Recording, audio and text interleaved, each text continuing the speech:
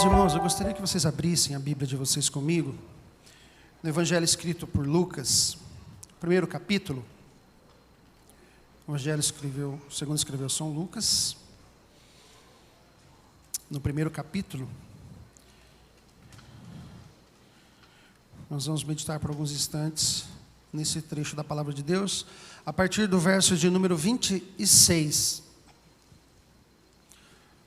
Lucas capítulo 1.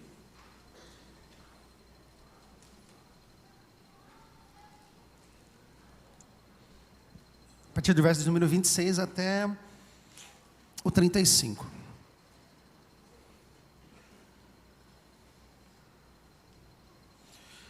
Diz assim a palavra do Senhor, acompanhe comigo.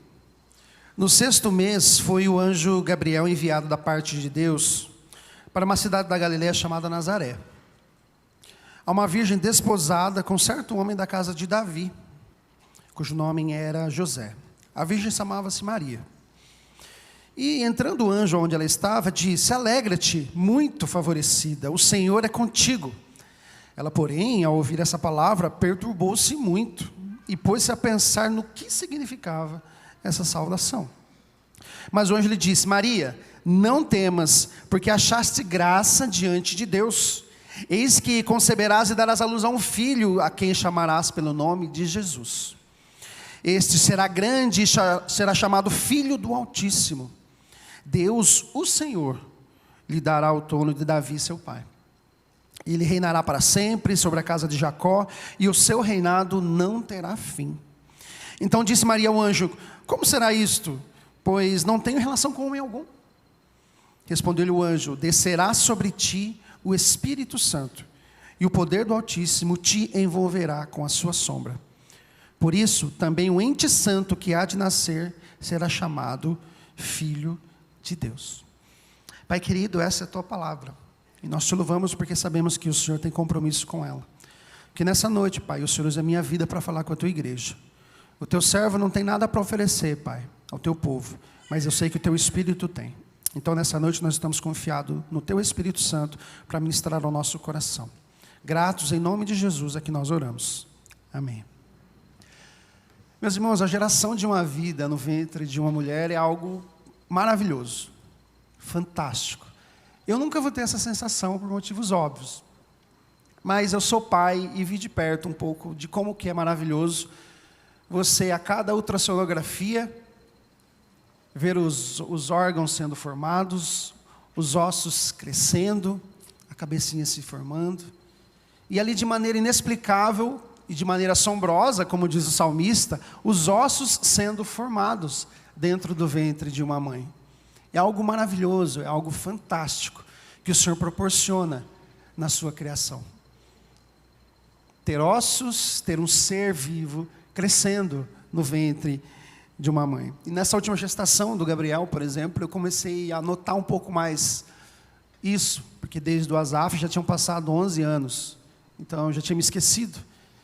E com o Gabriel eu notei um pouco mais, com mais detalhes, com mais riqueza de detalhes, o modo como que o Senhor trabalha no útero de uma mulher ao gerar uma vida. Isso é fantástico, isso é maravilhoso, isso é incrível.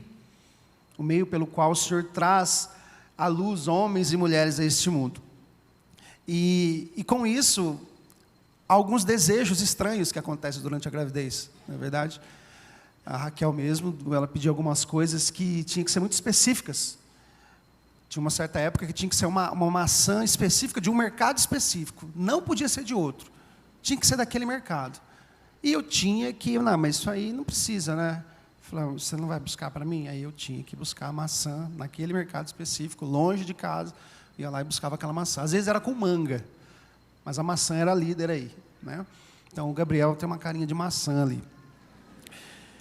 E uns desejos estranhos. Eu li também numa reportagem que tinha uma mulher que ela consumia uma bandeja de gelo por dia. Então ela chupava uma bandeja de gelo. E aquilo foi se aprimorando, porque ela começou a saborizar o gelo também. Ela colocava uma gotinha de laranja, uma gotinha de...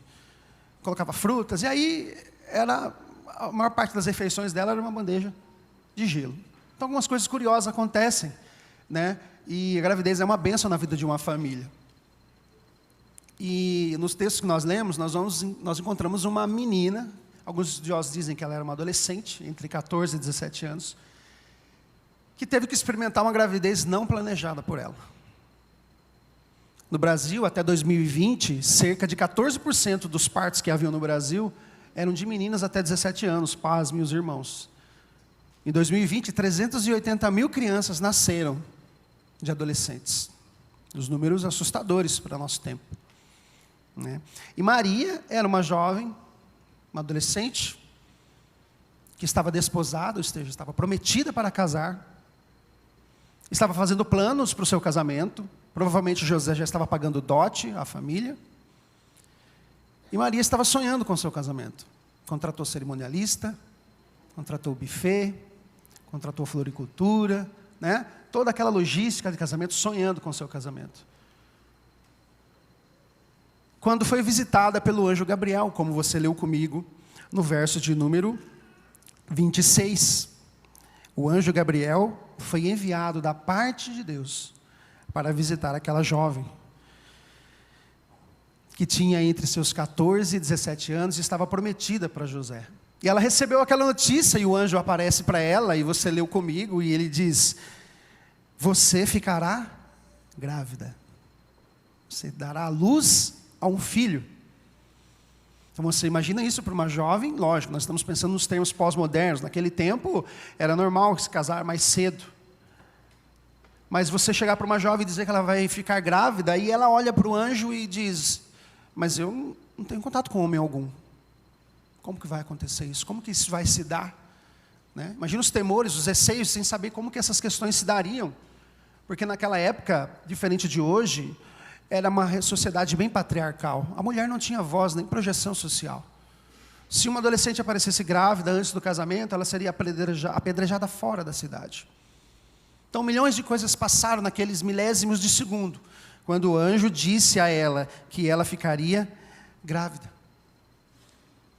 Mas você percebe que no texto, aqui nós não sabemos o intervalo que o anjo dá para ela responder. Quando ela diz assim, e entrando o anjo, o verso de número 28, acompanhe comigo. E entrando o anjo onde ela estava, disse: alegra-te, muito favorecida, premiada, o Senhor é com você.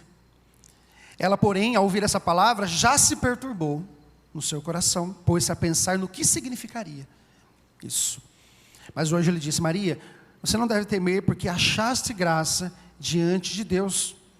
Você vai conceber e dar à luz a um filho, a quem chamará pelo nome de Jesus. A notícia que aquela jovem recebeu é que ela daria à luz ao Messias. Ela daria à luz àquele que era esperado pelo povo de Israel. Ela seria receptáculo daquilo que era maior do que o mundo. Como diria C.S. Lewis nas Crônicas de Nárnia, certa vez o nosso mundo recebeu alguém que era maior que o próprio mundo. Maria seria o ambiente aonde esse ente santo se desenvolveria de maneira sobrenatural, por uma inseminação espiritual feita pelo próprio Espírito Santo de Deus. O seu ventre geraria aquele que era maior que o mundo, aquele cujo governo não teria fim. E o anjo Gabriel diz a ela: não temas, o Senhor é contigo. E Maria deve ter pensado nas repercussões que isso teria socialmente. Como que ela lidaria com essa gravidez? Como que ela administraria essa gravidez antes de estar casada? Você sabe bem que José, em outro evangelho, pensou em abandoná-la. Mas o Senhor se revela a ele e acalma o seu coração. Mas no coração daquela jovem, cujos planos eram uns, mas os planos do Senhor para a vida dela eram muito maiores do que os dela. E Maria, meus irmãos, ela foi a primeira pessoa a aceitar a Cristo, apesar de todo o dano pessoal que isso poderia causar na vida dela e social. Nós vemos por aí muitas pessoas prometendo bênçãos e mais bênçãos a partir do recebimento de Cristo Jesus como seu Salvador. Mas aquela menina, ela estava prestes a sofrer muita vergonha naquela sociedade do século I, que era completamente patriarcal. Ela foi a primeira pessoa a aceitar a Cristo Jesus, literalmente, dentro de si. E toda a repercussão que isso teria na vida dela. Muitos de nós viemos para a fé pelos mais diferentes motivos. O Senhor nos trouxe a fé e se revelou a nós. E Jesus Cristo também passou a habitar o nosso coração um dia. E eu tenho certeza que você já tem derramado muitas lágrimas nessa jornada, nesse caminho de receber a Cristo como Jesus, como Salvador da sua vida e da sua alma. Mas o próprio Jesus disse que nesse mundo nós precisamos ter bom ânimo, porque Ele venceu o mundo, mas nós teríamos aflições. Estevão entendeu quem era Cristo Jesus e ele morreu por essa fé. Ele morreu a pedradas fora da cidade. O custo do discipulado para nós, irmãos, recebemos a Cristo Jesus. Muitas vezes ele custa os nossos sonhos. Muitas vezes ele custa os nossos planos. Muitas vezes os nossos planos são alterados, para que a glória de Deus seja revelada em nós, para que o nosso caráter seja forjado. Como eu disse há poucos dias, num culto da UMP, eu não planejei esse ano doar um rim, mas estava nos planos do Senhor, escritos desde a eternidade, que isso seria assim. E toda a glória seja dada ao nome do Senhor por isso, porque os meus olhos agora veem o Senhor.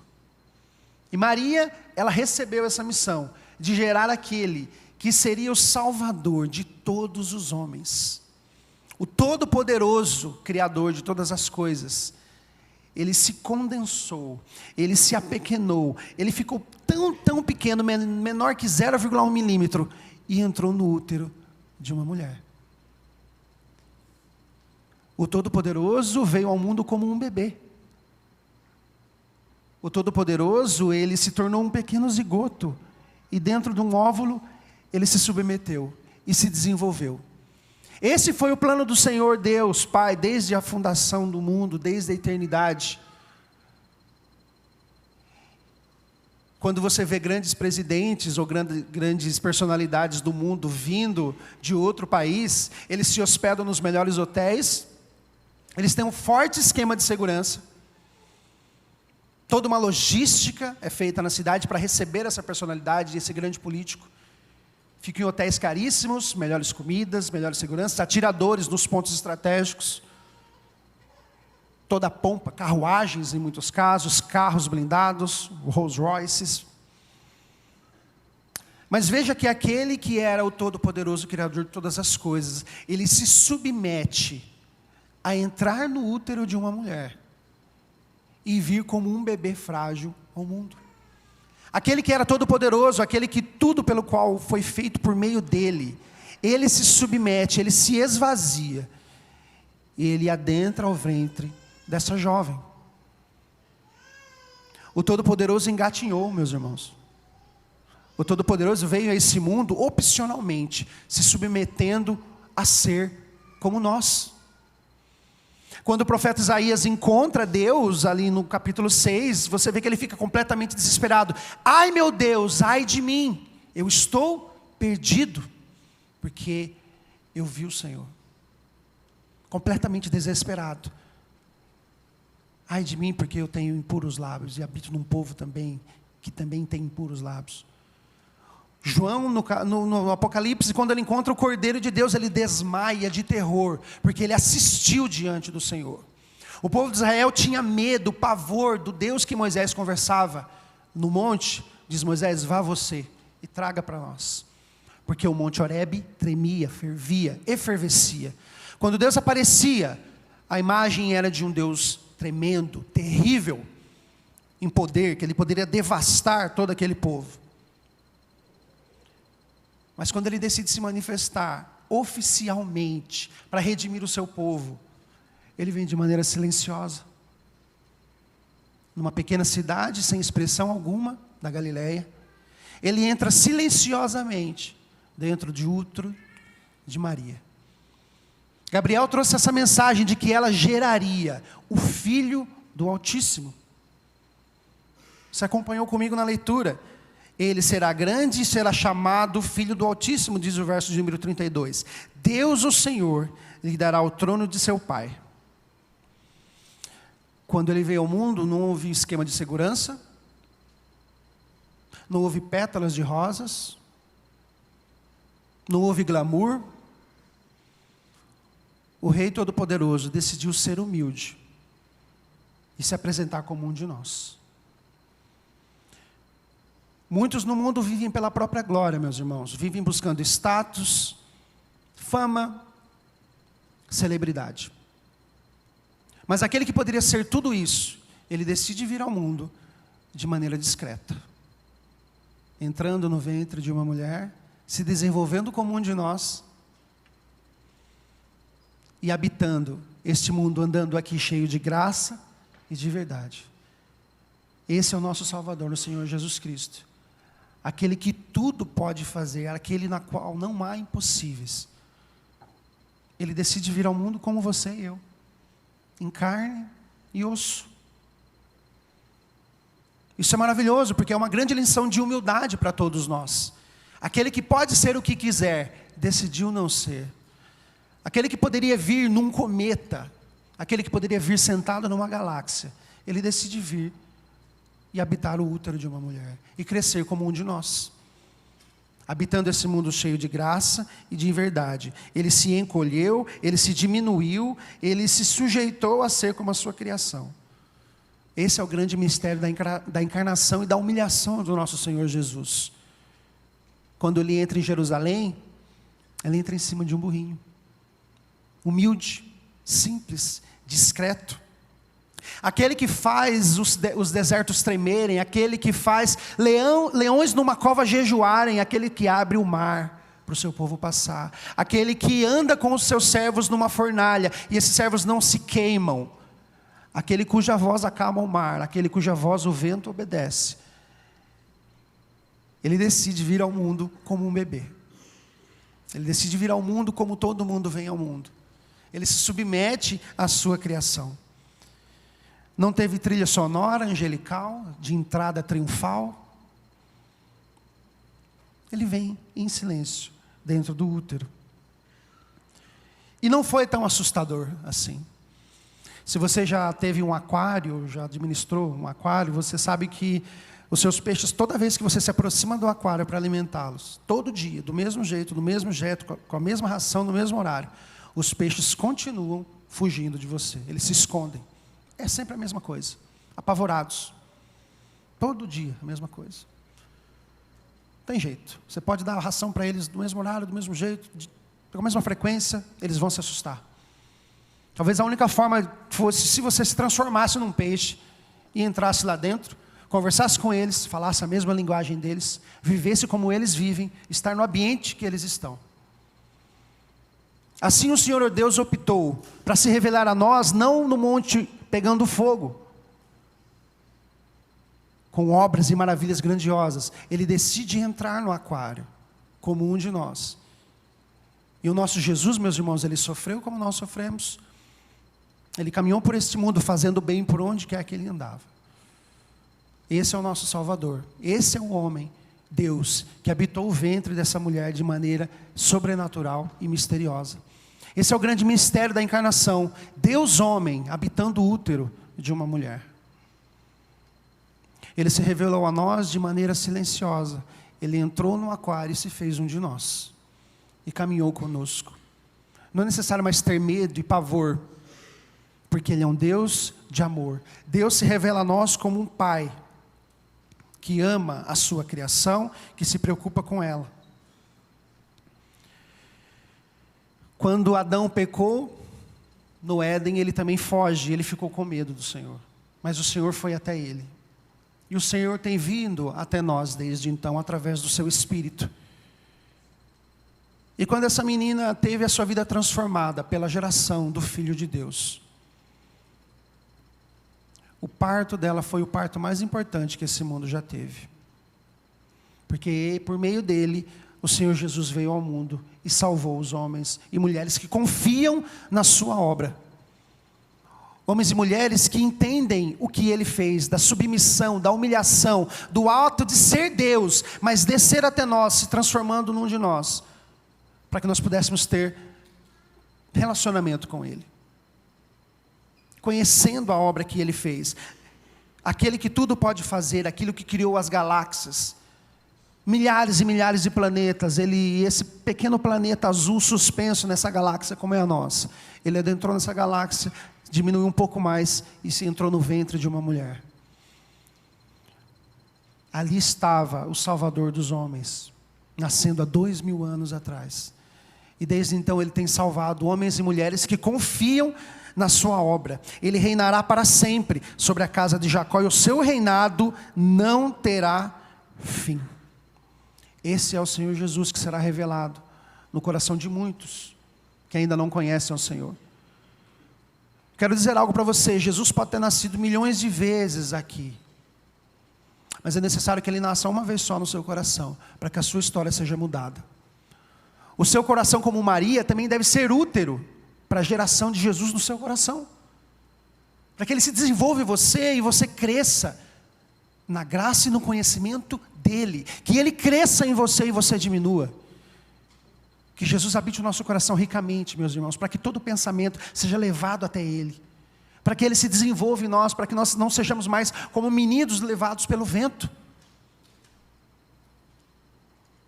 A minha oração ao preparar essa mensagem, ao olhar esse texto, foi para você que ainda não conhece o Senhor Jesus profundamente, que talvez Ele ainda não nasceu no seu coração, que o Espírito Santo faça essa obra espiritual, essa inseminação espiritual, e gere Jesus em você. A igreja de Jesus precisa de pessoas que o amem acima de tudo, e não que meramente frequentem cultos, mas que o amem, que Jesus realmente seja gerado no seu e no meu coração. O Natal é quando Jesus nasce em nós, e não no dia 25 de dezembro. Todos nós sabemos que esse não é o dia que Ele nasceu. Na verdade, importa que Ele nasceu, não importa o dia. O dia mais importante é quando Ele começou a habitar o seu e o meu coração. Aliás, você se lembra desse dia? Quando de fato Ele aqueceu o seu coração e algo aconteceu aí. Bendito foi o dia quando Ele foi gerado em nós pelo Espírito Santo. Você que está em casa, você que está aqui, essa é a pergunta mais importante da sua vida. Será que Jesus já foi gerado em mim? Você só pode celebrar o Natal com a sua família se Jesus está no centro da sua família. Engraçado que o maior presente quem ganhou foi a humanidade com o nascimento de Jesus. É aniversário dele, teoricamente, mas é a nossa salvação que estava em jogo quando ele nasceu. E o presente é todo nosso. Eu lembro quando eu era garoto, e eu não sei se Limeira tem esse costume, mas quando eu era garoto, ficava na rua brincando e embicava o carro com o Papai Noel, que a gente sabia que não era um Papai Noel, uma barba mal feita, vestido de Papai Noel, e quando ele passava próximo das casas, eles jogavam presentes. E aquilo alegrava a espera de saber quando aquele rapaz ia passar por ali e jogar aqueles presentes. Mas tudo isso desviava a atenção do meu coração, de entender que o real sentido do Natal é quando Jesus nasceu no meu coração, no dia 11 de julho de 1999. Eu me lembro da alegria que foi receber Jesus como meu Salvador no meu coração. E naquele dia, a minha vida foi transformada. Porque Jesus passou a habitar a minha vida. Ele não era um líder, até então ele era um líder a ser seguido. Uma moralidade perfeita, histórias sobre ele.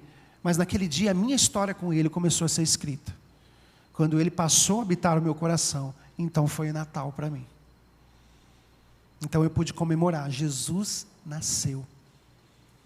E o seu e o meu papel é fazer com que Ele nasça no coração de pessoas que ainda não conhecem.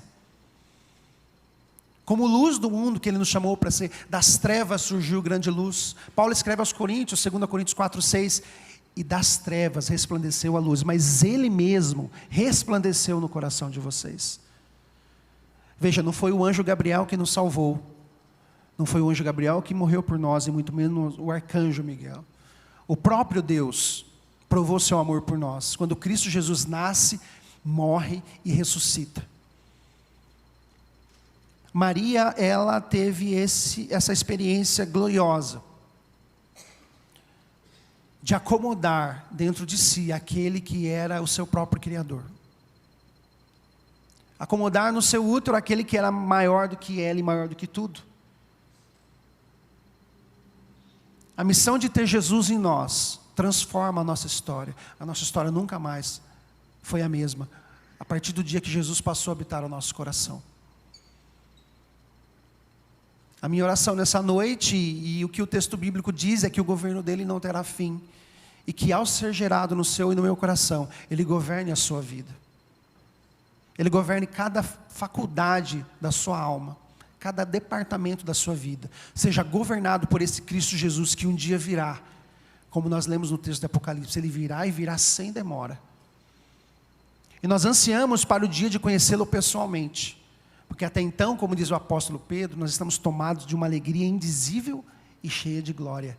Saudade daquele que ainda não vimos pessoalmente, mas nós temos spoilers da eternidade dentro do nosso coração. Porque antes de sair daqui, deste mundo, ele disse aos seus discípulos: não turbe o vosso coração. Crede em Deus e crede também em mim, porque na casa do meu Pai há muitas moradas e eu vou preparar lugar para vocês. E mais à frente ele diz: vocês também são casa de Deus, porque eu e meu Pai viremos em você e faremos em você morada. Esse é o tesouro nos vasos de barro, meus irmãos. Cristo Jesus habitando, crescendo em nós. Diz João, que Ele cresça a cada dia e que nós diminuamos. Que o nosso caráter seja forjado a esse Cristo que veio e foi gerado em nós de maneira sobrenatural. Isso você não compra no mercado. A Amazon não tem esse serviço. É o Espírito Santo que faz essa cirurgia espiritual no seu e no meu coração, gerando Jesus em nós. Guarde isso no seu coração. Ele pode ter nascido em Belém milhares de vezes, mas é necessário que ele nasça em você uma única vez, para que a sua história seja mudada, a história da sua família, a história das gerações da sua casa. Jesus é o nosso Salvador, e o Espírito Santo tem gerado Ele em nós, dia a dia. Responda essa pergunta a si mesmo: Jesus habita o meu coração?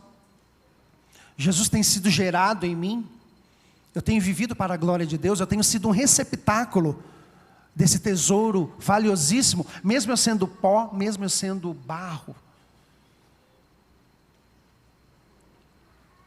Que o Senhor nos ajude, meus irmãos, a identificar a pergunta mais importante da nossa história: se Jesus tem sido gerado em nós, porque só será Natal quando Jesus for gerado no nosso coração. Amém?